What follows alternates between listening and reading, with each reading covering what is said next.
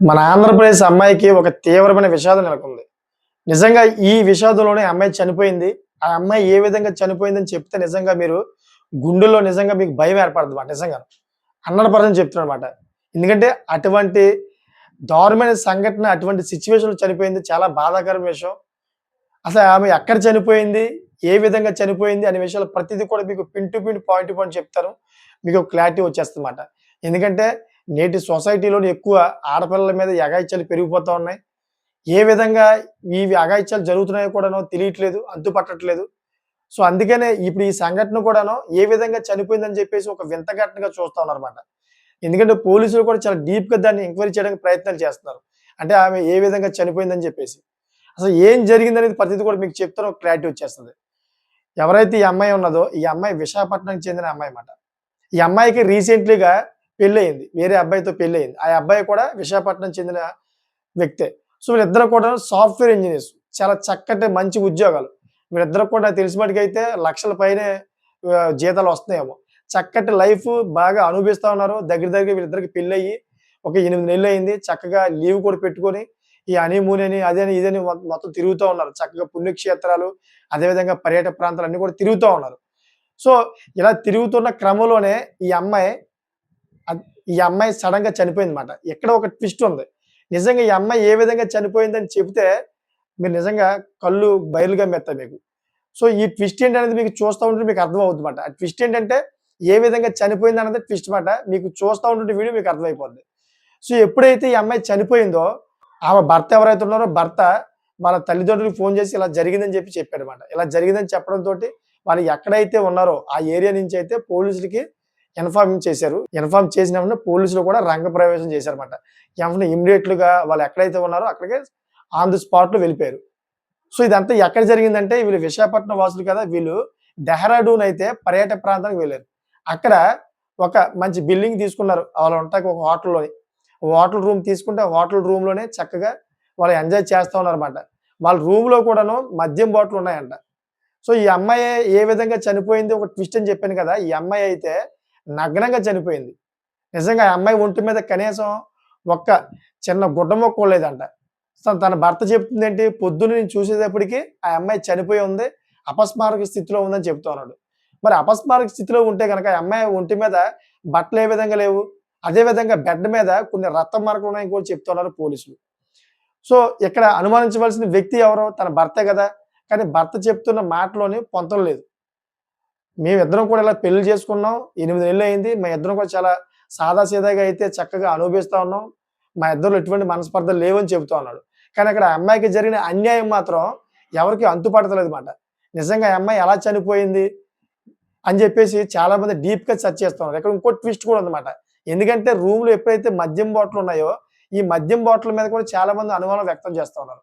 ఎందుకంటే మద్యం ఎక్కువ తాగి వీళ్ళు శృంగారానికి పాల్పడారా? దాంట్లో ఏమైనా అపస్మార స్థితిలో ఆవిడ ఎళ్ళిపోయి చనిపోయిందని జెప్పేసి పోలీసులు కూడా అనుమానం వ్యక్తం చేస్తా ఉన్నారు. అంతే కాకుండా ఈ అమ్మాయి యొక్క డెడ్ బాడీని కూడా ఆళ్ళు శోధన చేసుకొని పోస్ట్‌మార్టంకైతే తీసుకెళ్లారు. పోస్ట్‌మార్టం యొక్క రిపోర్ట్ రావాల్సి ఉంది. ఈ పోస్ట్‌మార్టం రిపోర్ట్ వస్తే అప్పుడు తెలుస్తదన్నమాట. ఈ అమ్మాయి ఏ విధంగా చనిపోయిందన్నది. అంటే రీసెంట్‌లీగా మీకు ఏదైతే మనకి పార్వతీపురం జిల్లా ఉందో, పార్వతీపురం జిల్లా ఏదైతే పాలకొండ ఉందో, పాలకొండ ఏరియాలోని ఒక అమ్మాయి కాళ్ళు, చేతులు కట్టేసి ఒక చెరువులో పడేశారని చెప్పేసి ఒక వీడియో చేశారు. దాని యొక్క ఎవరు చంపారన్నది కూడా ఆ మరుసటి రోజైతే పోలీసులు ఎంక్వైరీ చేసి చెప్పారు. ఈ విధంగా అయితే ఆడపిల్లల మీద అఘాయిత్యాలు పెరిగిపోతా ఉన్నాయి. ఆడపిల్లలైతే ఎక్కువగా ఇటువంటి మరణాలకు గురవుతూ ఉన్నారు. నిజంగా చాలా బాధాకర విషయం. ఈ వీడియో చేయడానికి ప్రధానమైన కారణం కూడా అదే. ఈ ఆడపిల్లల మీద ఎక్కువ ఇటువంటి సంఘటనలు జరుగుతూ ఉన్నాయి. ప్రతి ఒక్కరు తగు జాగ్రత్తగా ఉండాలని చెప్పేసి ఈ వీడియో అయితే చేయడానికి ప్రధానమైన కారణం. సో, ఎప్పుడైతే ఆ అమ్మాయి చనిపోయిందో పోలీసులైతే మొత్తం రూమ్ అంతా కూడా సెర్చ్ చేశారు. నేను ఒక ట్విస్ట్ అని చెప్పాను కదా! రూమ్ అంతా సెర్చ్ చేస్తే ఆ రూమ్‌లో అయితే మద్యం బాటిల్‌లు విపరీతంగా ఉన్నాయంట. నిజంగా వీళ్ళు మద్యంకి బానిసైపోయారా? లేకపోతే ఏంటని అర్థం అవ్వట్లే. టీనేజ్ వయసులో ఉంటూ ఎవరైతే యువత ఉందో మద్యానికి బానిసైపోయి ఫుల్ ఎంజాయ్ చేయడానికైతే ఆడికెళ్లారా? కొత్తగా పెళ్లైన ఈ జంట నిజంగాను ఇలా మద్యం తాగి ఇటువంటి పనులు చేయడం ఏంటి? అక్కడ ఒకసారి చూడండి. నిజంగా ఈ మద్యం తాగమని చెప్పేసి ఈ భర్త ఎవరైతే ఉన్నారో భర్తే ప్రేరేపించారని చెప్పేసి అనేక అనుమానాలు వ్యక్తం చేస్తున్నారన్నమాట. ఏది ఏమైనా గాని పోలీస్ ఎంక్వైరీలో అయితే క్లియర్ కట్‌గా బయటకొచ్చేస్తది. విశాఖపట్నంలో నిజంగా తీవ్ర విషాద ఛాయలైతే నెలకొన్నా ఉన్నాయి. ఎందుకంటే మంచి సాఫ్ట్‌వేర్ ఉద్యోగం, లక్షలో జీతం, వెల్ అండ్ సెటిల్డ్ ఫ్యామిలీ పాపం ఆ పిల్ల యొక్క బ్యాక్‌గ్రౌండ్. అటువంటి అమ్మాయి చనిపోయేటప్పటికి నిజంగా వాళ్ళ ఫ్యామిలీ బ్యాక్‌గ్రౌండ్ అంతా కూడా చాలా బాధలో ఉన్నారన్నమాట. ఇతను చెప్పే కారణాలన్నీ కూడా పొంతలేని కారణాలు చెబుతా ఉన్నాడు. నాకైతే ఏం తెలీదు అంటా ఉన్నాడు. మరి ఏం జరిగిందో తెలీదు. వీళ్ళకేమైనా మనస్పర్ధలున్నాయా? లేకపోతే వీళ్ళు సాఫ్ట్‌వేర్ జాబ్ చేస్తున్నారు కాబట్టి వేరే అమ్మాయితోని ఇతనికి ఎఫ్ఐఆర్ ఉందా? ఆ విషయంలో అయినా గాని ఏమైనా గొడవలయినాయా? అనే విషయాలు అన్నిట్లి మీద కూడా పోలీసులు ఎంక్వైరీ చేస్తా ఉన్నారు. ఏదేమైనా గాని ఆడపిల్లలందరూ కూడా తగు జాగ్రత్తగా ఉండండి. ఎందుకంటే పెళ్లయినా, పెళ్లి అవ్వకపోయినా మీరు మీ భాగస్వామితోటి ఒక కంట కనిపెట్టండి. మా భాగస్వామిని కూడా. ఎందుకంటే ఏమో మీ భాగస్వామి వేరే మహిళలతో ఎఫ్ఐఆర్ పెట్టుకొని మిమ్మల్ని చంపే ప్రయత్నాలు చేస్తున్నాడేమో ఎవరికి తెలుసు? మీరు ఒక డౌటు మీరు ఎందుకంటే ఒక కంట కనిపెట్టండి. మీరు కనిపెట్టడం వల్ల మీ భాగస్వామి యొక్క కథలకి మీకు తెలిసిపోతాయి. ఇలా తెలియడంతోటి ఎంతో కొంత మీరు వాళ్ళ నుంచి తప్పించుకునే అవకాశం ఉంటది. ఎందుకంటే చాలా దారుణమైన పరిస్థితులు. ఎందుకంటే రీసెంట్‌లీగా ఇప్పుడు చెప్పాను కదా! ఏదైతే పాలకొండలో జరిగిన సిట్యుయేషన్‌లోని ఆ అమ్మాయి చాలా డీప్‌గా ప్రేమించిందన్నమాట నిజంగానే పాపం. ఎంత డీప్‌గా ప్రేమించిందంటే 30 సంవత్సరాల వయసొచ్చినా గాని పెళ్లి చేసుకోకుండా తననే పెళ్లి చేసుకోవాలని చెప్పేసి ఎప్పటినుంచో తననే ప్రేమించుకుంటూ వచ్చింది. కనీసం 5, 6 సంవత్సరాల నుంచి. ఇలా 5, 6 సంవత్సరాల నుంచి ప్రేమించుకుంటూ వస్తే ఆ వ్యక్తి లాస్ట్‌కి హ్యాండ్ ఇచ్చాడు. హ్యాండ్ ఇచ్చి లాస్ట్‌కి అతనే చంపేసాడన్నమాట. అతనితో పలంగా అతను ప్రేయసి ఎవరైతే ఉన్నారో సెకండ్ ప్రేయసి, ఆ సెకండ్ ప్రేయసి ఇద్దరు కలిపి ఆ అమ్మాయిని చంపేసారన్నమాట. ఏదైతే పాలకొండ ఉషారాణి గురించి కేసు చెప్పాను కదా మీకు ఆ విషయంలోని. చూడండి పాపం ఆ అమ్మాయి నిజంగా భర్తగా భావించి నన్నే పెళ్లి చేసుకుంటాడు కదా! నాకు మాటిచ్చాడు. నన్ను చాలా గాఢంగా ప్రేమిస్తున్నాడు. నమ్మశక్కమైన వ్యక్తి అని చెప్పేసి నమ్మింది. కానీ లాస్ట్‌కి ఏమైంది? కాళ్ళు, చేతులు కట్టేసి ఒక చెరువులో పడేసారన్నమాట. వాళ్ళ ఊరికి కనీసం 15 కిలోమీటర్ల దూరంలో. పాపం నిజంగా ఊహించని సంఘటన ఎదురైంది పాపం ఆ అమ్మాయికి.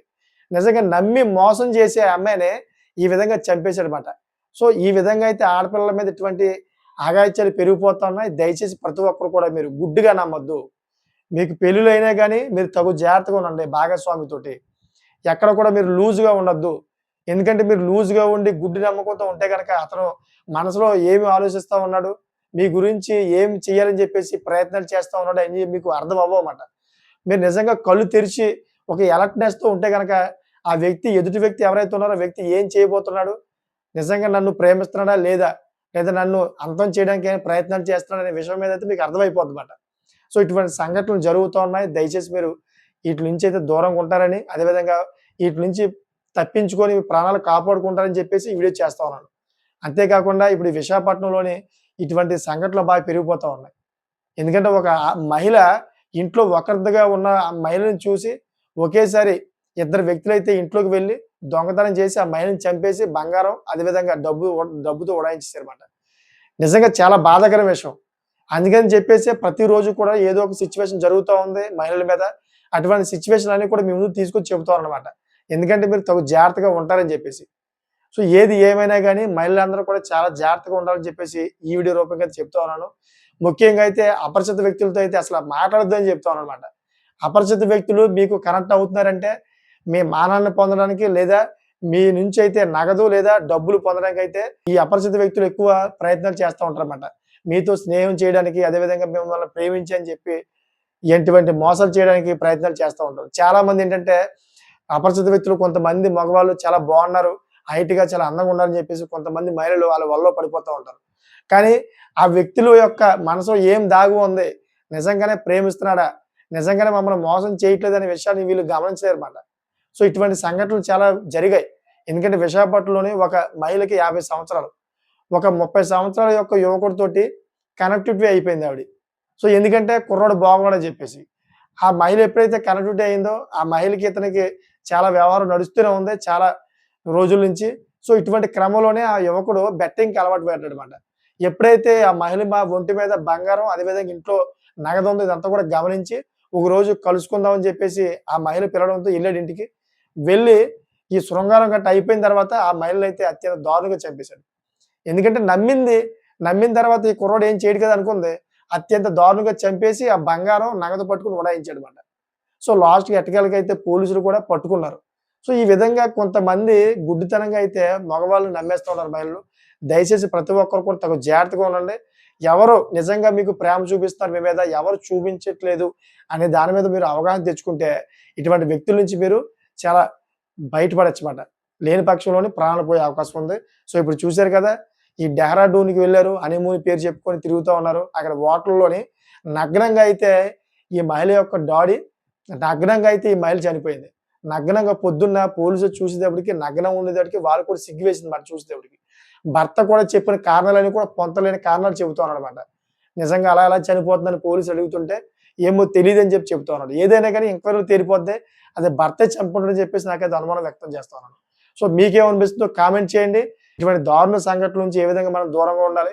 మహిళలందరూ కూడా ఏ విధంగా భద్రంగా ఉండాలనే విషయం మీద మీరు కామెంట్ చేయండి మీకేమైనా తెలిస్తే గనక. చూసారు కదా! ఇటువంటి లేటెస్ట్ ఇన్ఫర్మేషన్ కోసం నా ఛానెల్ సబ్స్క్రైబ్ చేసుకోండి. Thanks for watching friends.